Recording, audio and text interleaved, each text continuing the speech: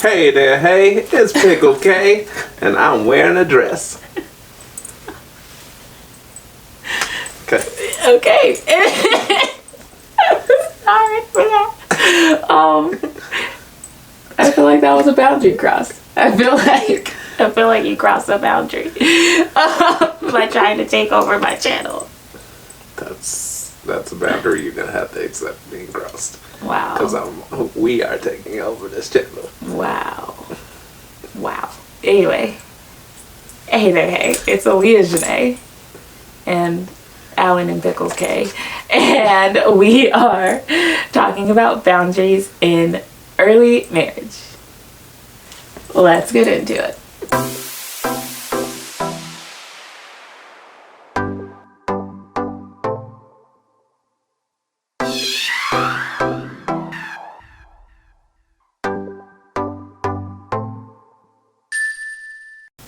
In the last boundaries video, I discussed boundaries in dating relationships and the boundaries that Alan and I had in our relationship.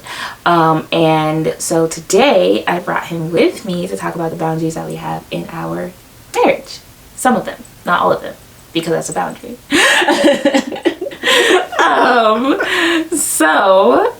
We have a few. The first one that I'm going to mention is client relations. And really, I should have mentioned this in the dating video because this was a boundary that I had for him when we were dating, but it has gone into marriage, like it's continued on into marriage, so it works that I'm talking about it now. But my lovely husband is a photographer. If you guys didn't know this, you should, because you guys are subscribers, right? You're subscribed, right? Yeah, you should be subscribed. If not, do that. But he has a lot of clientele, and in times past, he would go out to eat with said clientele after a photo shoot. And that is a no-no. Yeah. Why is that a no-no, babe? Because it's like going out and having dates with the opposite sex, and that's a no-no. Yeah, that's not what I thought you were going to say, Oh, but yes, that is true. Because that's how he got me. Oh, yeah, you could say that part. So, like, I was a client, and he took me out. I got her with that dinner. Yeah, but I got him with my charm on that dinner, so I don't want nobody else. Charming. Yeah, so that is a boundary. And then I guess it could go the other way. I don't have clients well, I do. I just wouldn't do that though. I never did it before. I'm not gonna start doing it now. This is weird. Also along those lines, it's what type of photography too is a boundary. Yeah. Yeah, none of that risque stuff. Keeping it clean, keeping it PG. Yeah, and this is a boundary in our marriage. I know some couples, they don't care. Yeah. I care, and it's not like I don't trust him. I definitely trust him. Like, he's not about to. I don't believe he would do anything with his clients by any means. However, the main reason why I don't like those kind of photos is because outside of representing our marriage, we're representing God, and he could have people who are following his page who have struggles or temptations or whatnot, and why feed into those temptations by posting borderline pornographic images? Yeah, it just doesn't look good. Yeah. Our second boundary involves relations with the opposite sex and how we navigate that. So, first and foremost, there are no intimate conversations with people of the opposite sex, single or not, just because I don't feel like you should be having intimate conversations with married people, period. I was like, define intimate. What you mean by intimate conversations? That's a good question. So intimate would include, but is not limited to, marital affairs, emotional stability or lack thereof, So stability or instability. Things that are like just deeper than surface level.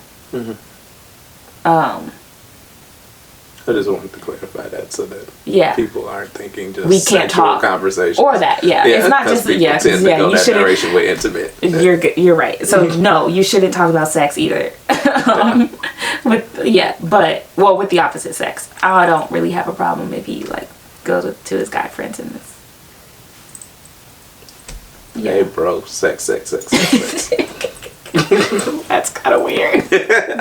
Maybe don't do that, but that might just be a boundary for your friends. Yeah, because I will get cut off. Yeah, but even then, that just brings up something else. Even then, I wouldn't go in detail with my female friends. Definitely not single friends.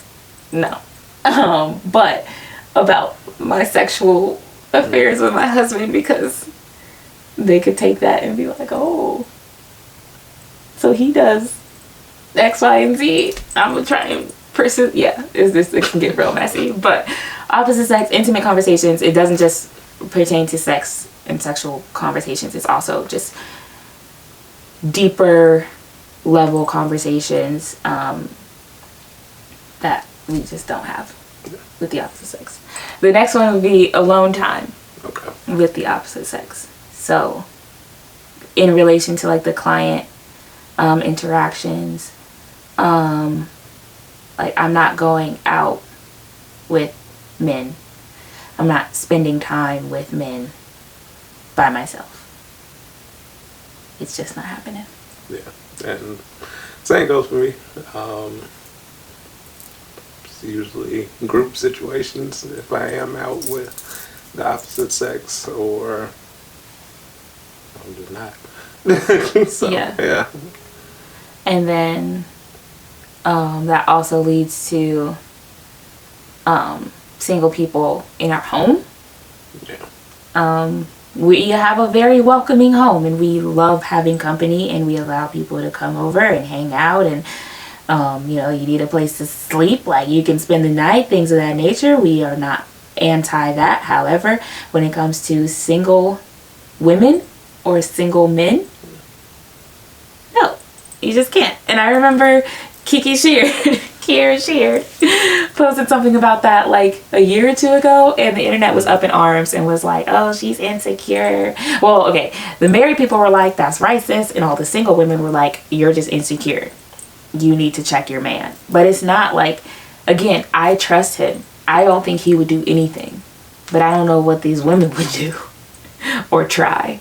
And even if they don't try anything, it's just safer. It's just better. It looks better. It's a bad look to just be in the house with a single woman, or for me to be in the house with a single man. Like, it just doesn't. Yeah, it's just not good. Anything else you want to add? No. You got this. The next boundary that we have pertains to company. So like I said, we have a very welcoming home, and we allow people to come over often. However, I don't invite people over without consulting him. And I don't invite people over, period. Again, I wasn't expecting you to say that. It is the truth. I was like, the only people I know that come over here is my dad. Yeah. But people will ask you if they can come over. You may not invite them, but they will ask you. Yeah. And I say no. No, you don't.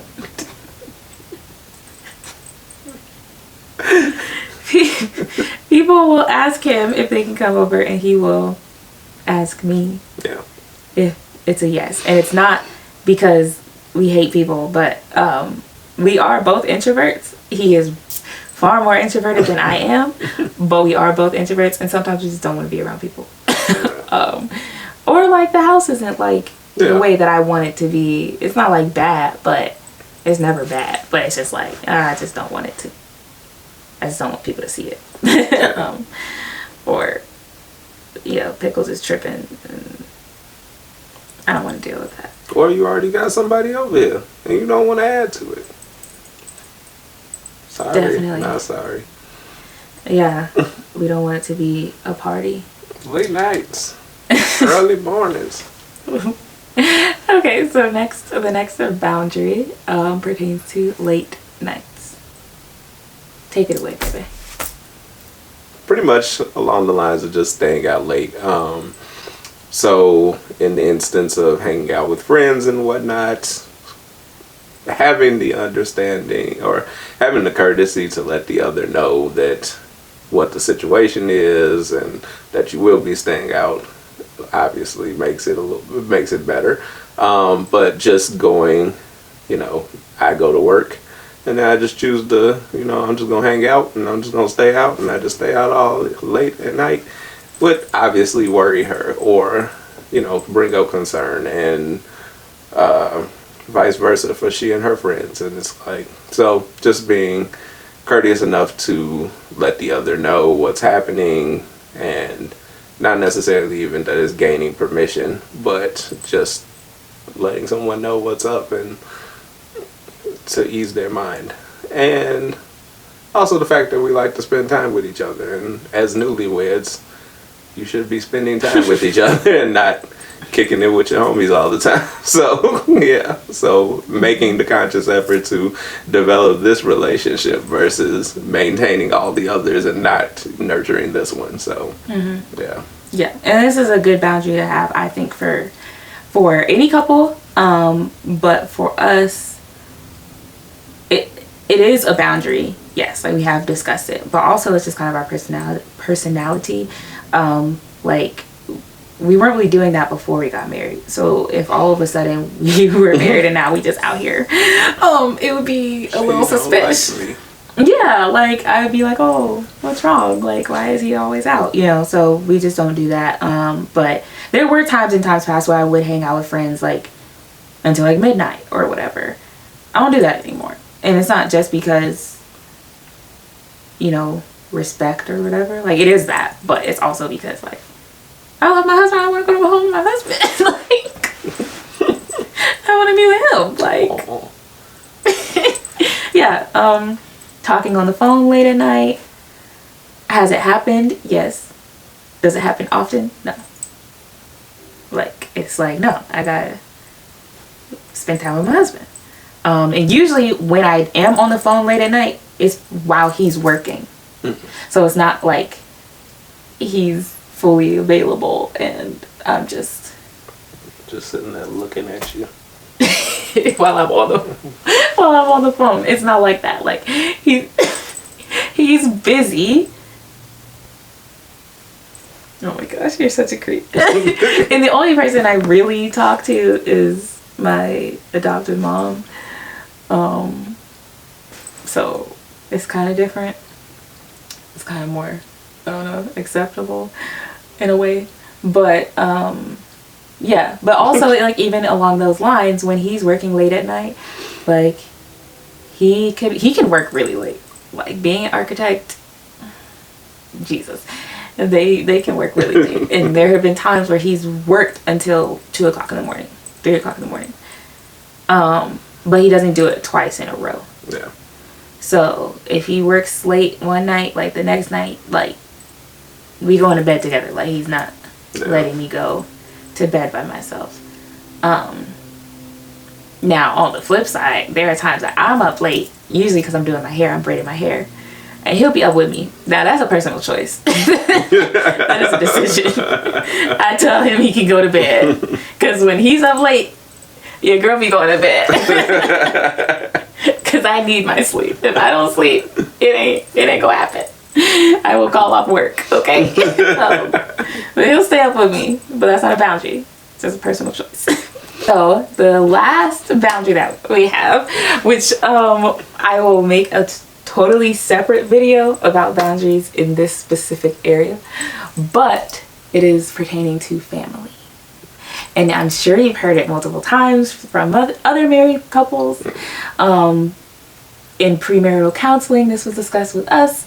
From other married couples, they've told us this. So this isn't like new, but it is very serious and like not involving family in marital affairs. Now that doesn't mean I can't involve my husband in family affairs. There's a difference. He is my partner. He is my you know. A better half. Okay, confident. But like we are on the same team. We fight together, right? Like my comrade. That's what I was looking for. Like in this, you know, war. We fight together. So I can tell him about family issues. And I do tell him about family issues. And I will continue to tell him about family issues. And vice versa. However, I will never go to my family and tell them about marital issues. It's just not happening.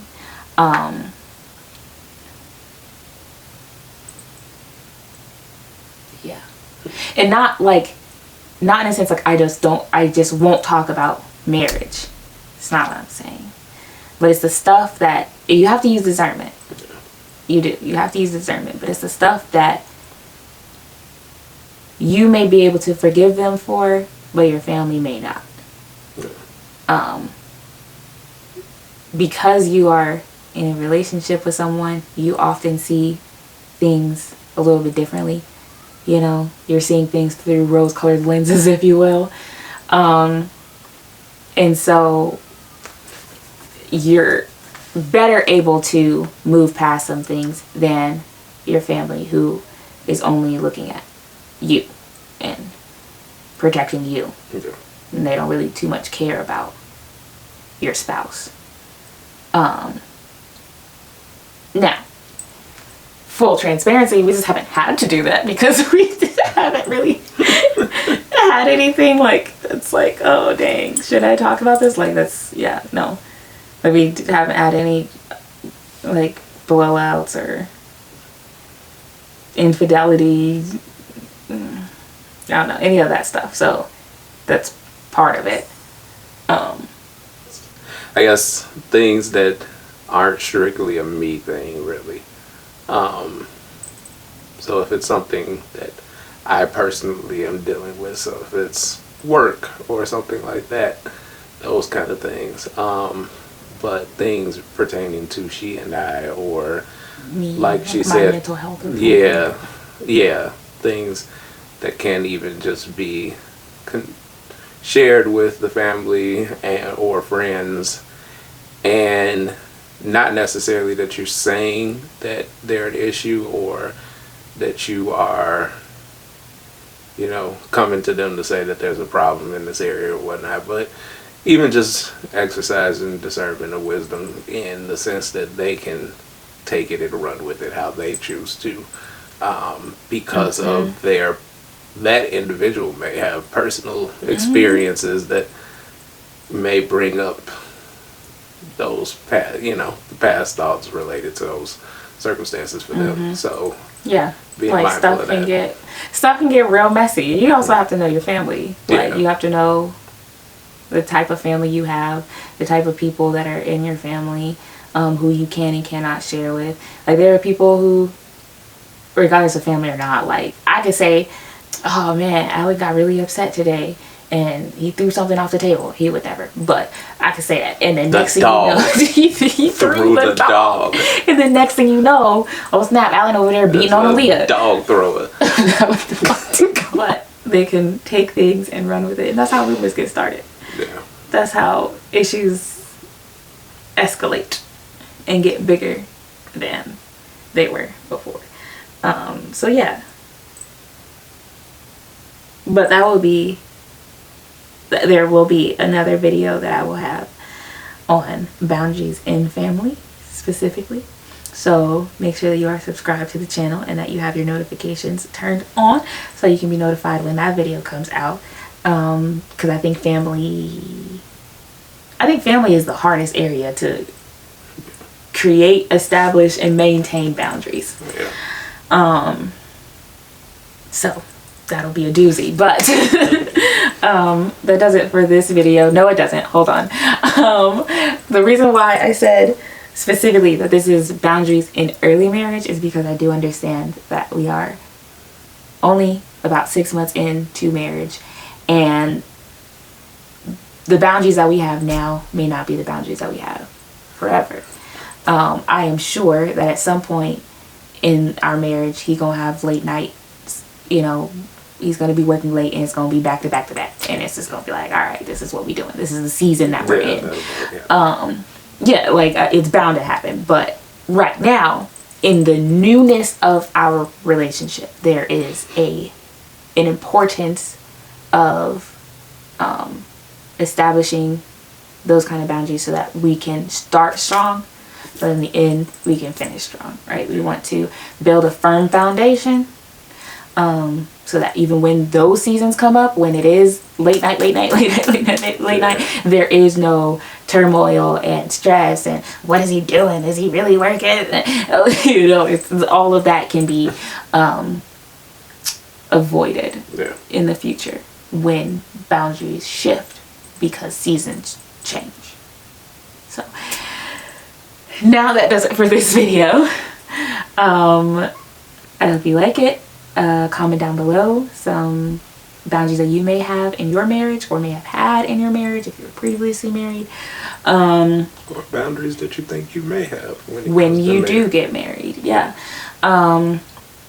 Good job, babe. I love you, and Jesus loves you so much more. And remember, you will never overcome that which is hidden, and you will not conquer what you refuse to confront. Let's break some chains, y'all.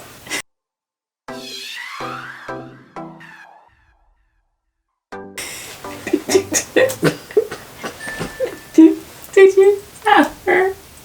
This me? How could you? Pickles is sick of us. He's like, first you got me in this dress, and now you're over here making me participate. Pickles, do you have boundaries for us? Yes. I'm sick of y'all. Get me out this stupid dress.